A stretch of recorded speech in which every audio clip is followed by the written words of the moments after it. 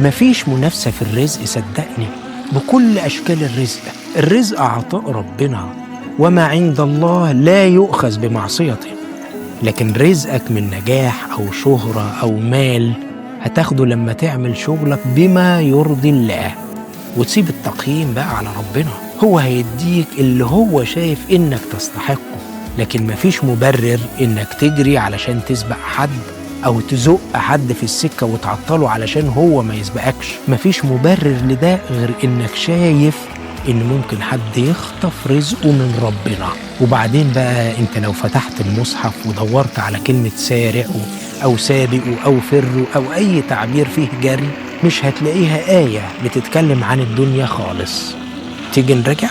خد عندك: وسارعوا إلى مغفرة من ربكم وجنة عرضها السماوات والأرض أعدت للمتقين. وفيه كمان: سابقوا إلى مغفرة من ربكم وجنة عرضها